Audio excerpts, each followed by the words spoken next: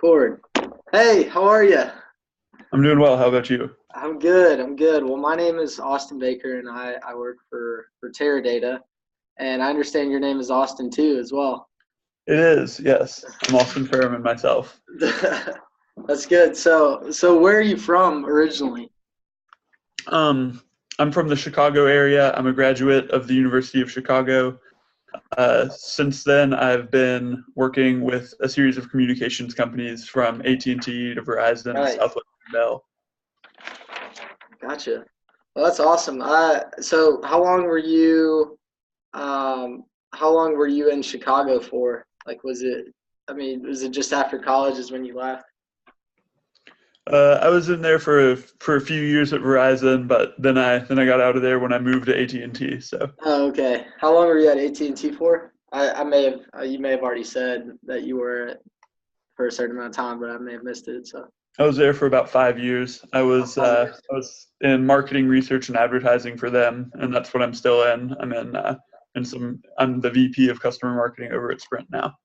Oh, okay. Well, that's great, man. Did you enjoy kind of that transition, like from college and into marketing? Like, was that a good experience for you, or would you wish that you kind of did something different? Or It was quick.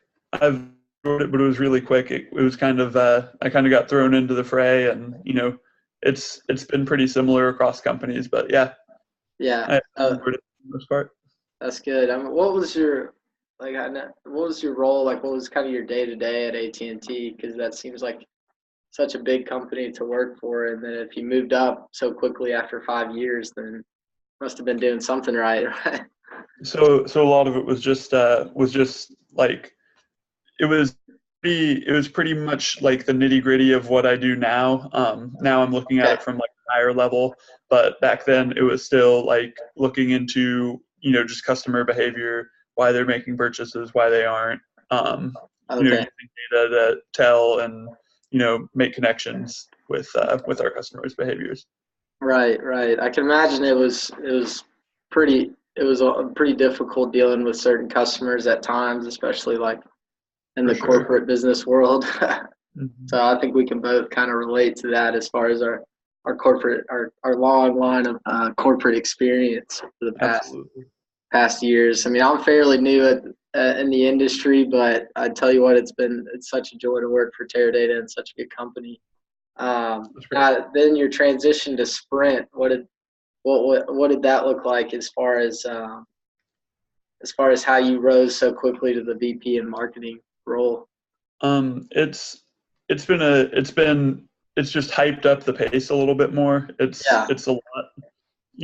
I oversee a whole lot more now as a V rather than like marketing research specialist. So I have to manage sales promotions and events, like yeah, dealing with big events like NASCAR and things like that, and I have right, to give it to our VP of advertising, and I still have to manage customer satisfaction and things like that. So it's a pretty wide range and it's pretty fast paced now. right, right. Absolutely. I'm sure it is pretty tough. But I bet it's rewarding at the same time. You know, it has to be For in some way sure. rewarding. A good deal. So as we kind of mold in, like building off of that note, like having those kind of responsibilities, I wanted, like, as we transition into the presentation, I wanted to ask you if you were the key person in moving forward with the decision making process on this deal. I um I am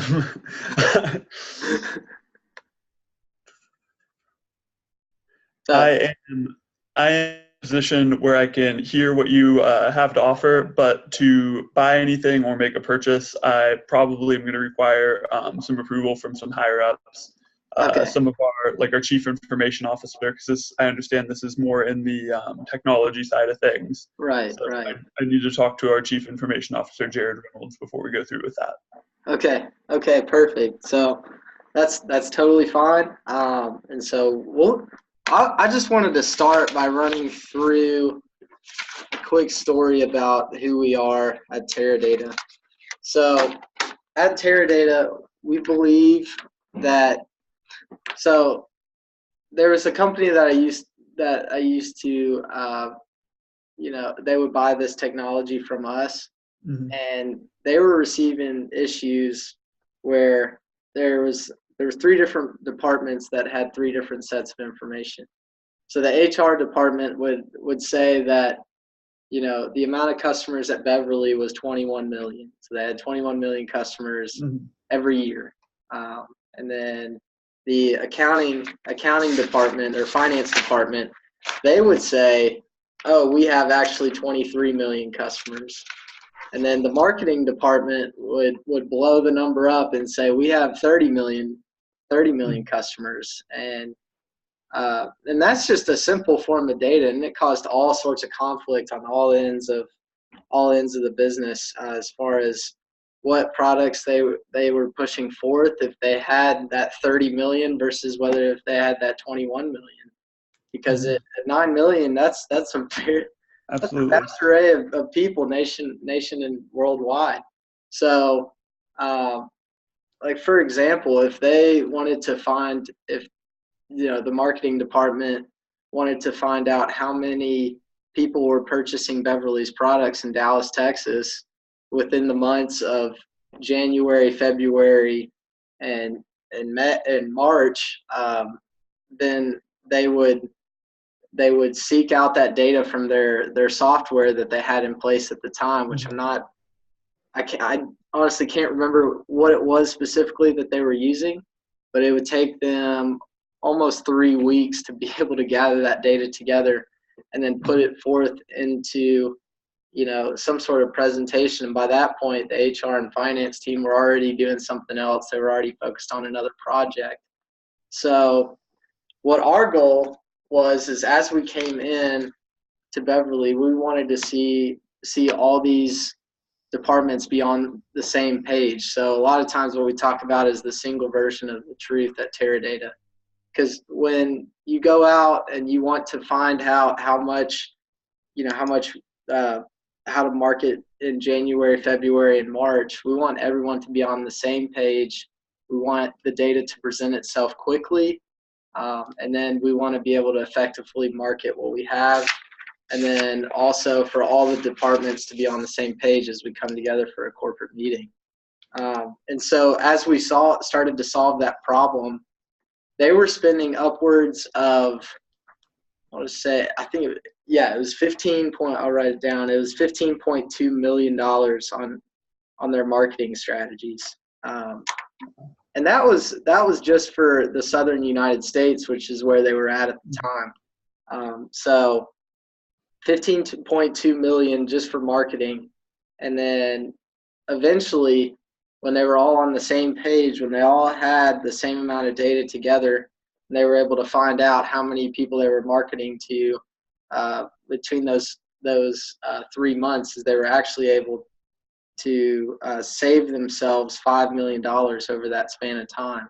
Wow. So they went from 15.2 million to 20.2 million within a short span, because they were able to effectively market and have that data in a timely manner. Our data would come back, like they would ask those questions, and it would be a funneling software that would conglomerate it all together, and it would happen within 20 minutes versus a 3-week span of time. So it was huge, and it made a lasting impact. And I noticed that at Sprint, you guys. So have you guys heard of any sort of software that would look like that? Not really. For the most part, I just know that Teradata offers a little bit of a database. So yeah, I definitely wanted to be able to bring this up, and I know I probably should have brought it up earlier, but I wanted to congratulate you guys for all the success that you've had over the past couple of years. thank you. Especially with the acquisition of Radio Shack and then expanding to 4,500 stores. I did some of my research, and I was thoroughly impressed at the stages of growth that you guys were participating in. And I wanted to ask you some questions about Sprint specifically, and if you could just kind of expound on them, just so we can both be on the same page. So what has been the biggest problem with losing customers right now? In terms of losing customers, we have customers leaving at twice the normal rate, and this is kind of on the down low a little bit. It's really highly confidential for us. Normal churn is about 1% per month, 1/10 of our customers, but recently churn has grown to about 0.2% per month for a net loss of 55,000 customers a month.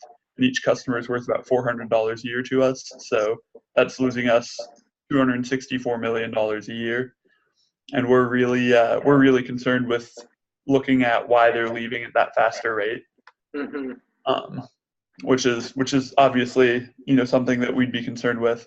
We're also just in general looking more at advertising effectiveness, trying to find where we can cut costs or where advertising is actually doing a good job, because we spend about $700 million a year on advertising, and so right now we're just matching sales to advertising each month and seeing if advertising increased with sales or decreased with sales, Right. and what effect that has.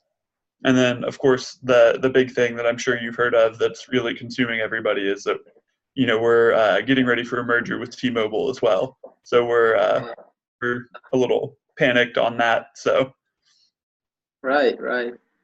And so what I heard you saying mostly is the biggest problem is churn, specifically. So yes, absolutely.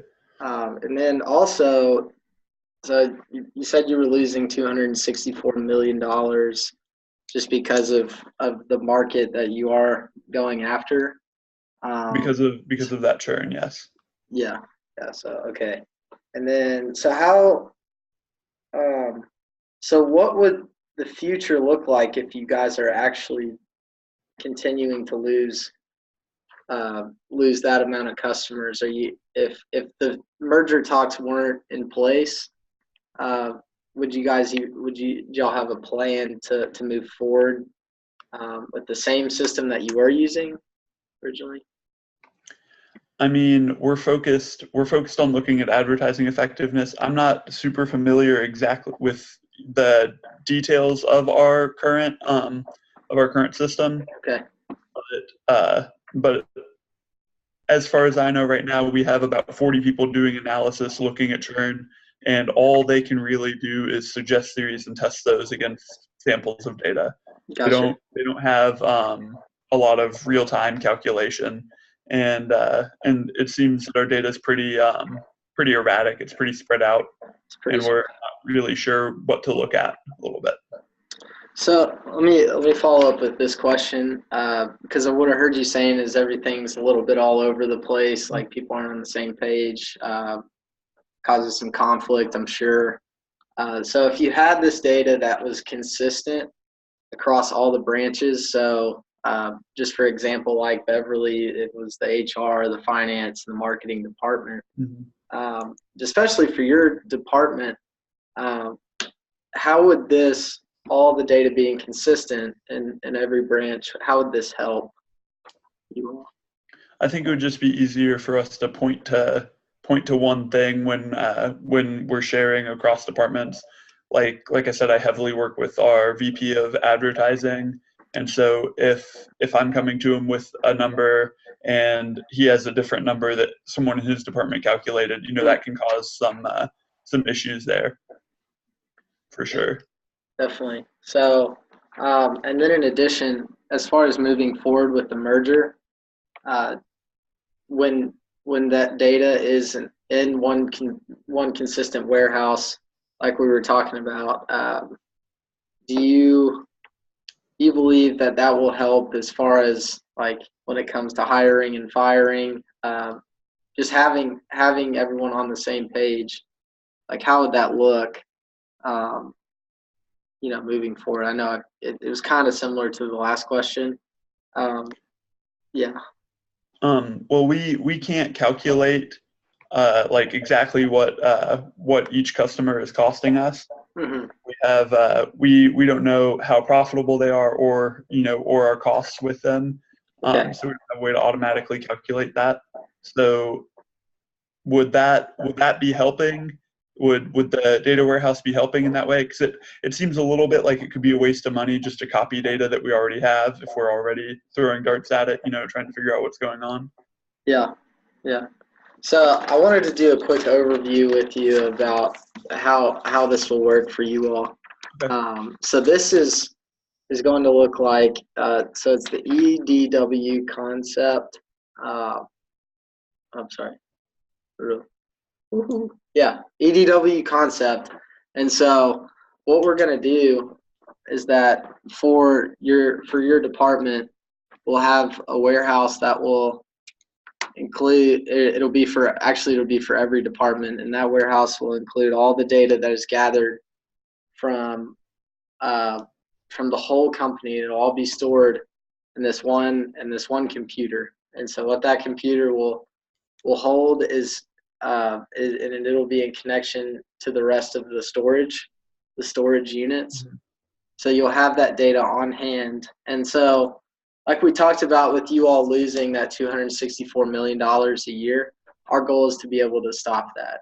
Our goal is to be able to grind that to a halt and actually turn it on its end and find growth moving forward. So when we install this data warehouse, it won't take you 3 weeks to get an answer to a question.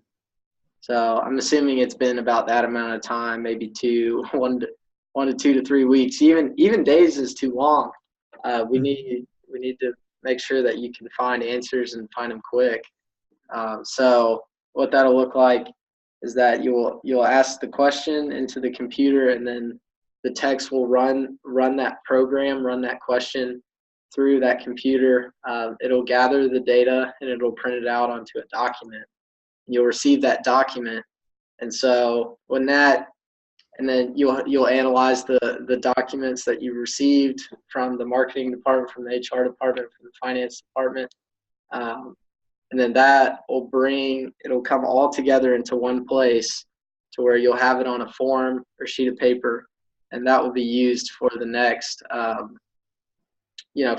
meetings, especially going forth with the merger. And going forth into the next steps. And we're asking for this, and I want to say that this is a solution, because you can make all that copy of the strategic data. You can use that consistent data from the different systems that are joined together and load it onto that computer system, data for analytics, for all the analytics that you need. And so it's all those critical business questions that do have to get answered in a timely manner that you were discussing. So I wanted to move forward into, so as far as the next steps and going forward with this deal. So we have our products in place to design this. And I know you said that you weren't the decision maker on the process. So what I wanted to do was first tell you about our prices, like what we're asking of you in this point, because I hope by this point you do see the value in what we're offering. And so I do have a couple of quick questions. Yes. About the EDW in general. Okay. So we don't have anyone on our staff who's knowledgeable about this type of database. Right. So how are we going to use that effectively if we don't have anybody that's trained in that or knowledgeable in that? Right. So what we're going to do is take you through the process of how to use it. Okay. So we will walk you through it. It should, like, as it is installed, since it is a system that is very complicated to learn at first, but you'll be extremely glad that you have learned how to do it, because throughout that month span that we'll run training classes for it. So we'll have someone teaching those classes, and then by the end of the month, your tech guys will be able to run the systems for that. So we do that as part of the deal. And I know it's it's a sophisticated software, but as it's put into place, you'll understand why it's we bear it down to make it simple. for the data that you'll receive. And then so we're just copying the data that we're already collecting, correct? Into one database? Yes, that's correct. So where really is the value? Is the value in that being simplified, or is the value in calculations you're providing? Where's that coming from? So the value is it's everything. So like that you said, so it is the calculations. The calculations will be correct across the board, and it will be simplified in the same time. So you talked about a document that you'll receive. A lot of times when you do have all this data stored in the warehouse, you'll receive like just loads and loads and loads of information that you don't even know what to do with. You have to hire analysts and people to look over it for about 3 days until they're able to actually come to a conclusion. So what we stress is the simplicity of it. Like, it will be simple for you to use, and simple for the guys that are running the system to be able to present you with that data that you do need in a timely manner. So, and that's what we're here for.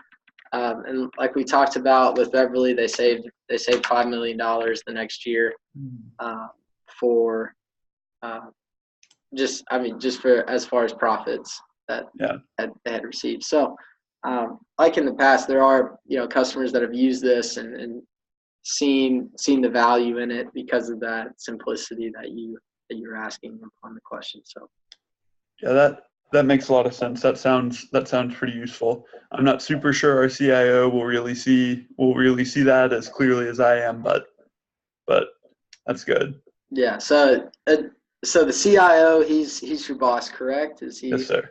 Yes. Okay. Well, that's great. So I wanted to run through the costs really quick.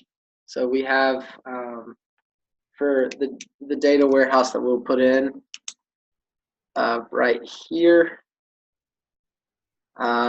So, and this will be a just kind of an estimate. So for the larger data warehouse that we have to offer is, so right now it is $20 million for that. And I know that the CIO won't be too pleased with that number at first if we don't have schedule that meeting with them, or schedule a follow-up meeting with him and be able to talk through, what this would actually look like, what the partnership would impose.